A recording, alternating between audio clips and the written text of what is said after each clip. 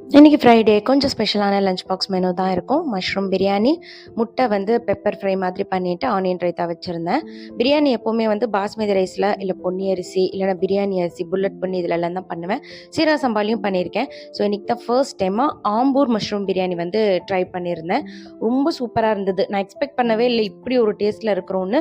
செம்ம டேஸ்ட்டாக இருந்துச்சு, செம்ம எம்மையாக இருந்துச்சு. இந்த ரெசிபி வேணும்னா மறக்காமல் கமெண்ட்ஸில் சொல்லுங்கள், நான் உங்கள் கூட ஷேர் பண்ணிக்கிறேன். இன்றைக்கி ரொம்ப சிம்பிளான எக் பெப்பர் ஃப்ரை தான், சூப்பராக இருந்தது. எக்கு பாயில் பண்ணி 2ஆக கட் பண்ணி வச்சுக்கோங்க. பேனில் கொஞ்சமாக எண்ணெய் சேர்த்துட்டு மஞ்சப்பொடி உப்பு பெப்பர் சேர்த்து ரோஸ்ட் பண்ணி எடுத்து வச்சுக்கோங்க. அதே பேனில் கொஞ்சமாக எண்ணெய் சேர்த்துட்டு வெங்காயம் இஞ்சி பூண்டு தக்காளி மல்லித்தூள் மிளகாத்தூள் மஞ்சத்தூள் மட்டும் சேர்த்துட்டு நல்லா வதங்கினதுக்கு அப்புறமா ஃப்ரை பண்ணி வச்சிருக்கேன் எக்கு கருவேப்பிலை கொத்தமல்லி தலை சேர்த்திங்கன்னா சூப்பரான முட்டை மிளகு வறுவல் ரெடி. கண்டிப்பாக ட்ரை பண்ணி பாருங்கள், ரொம்ப சூப்பராக இருந்தது. பிரேக்ஃபாஸ்ட்டுக்கு வெஜ் சாண்ட்விச் தான் செஞ்சுருந்தேன், நல்ல ஜூஸியாக சூப்பராக இருந்துச்சு. ஸோ எல்லாத்தையுமே பேக் பண்ணி பசங்களை ஸ்கூலுக்கு அனுப்பியாச்சு. நெக்ஸ்ட் வீடியோவில் மீட் பண்ணலாம். தேங்க்ஸ் ஃபார் வாட்சிங்.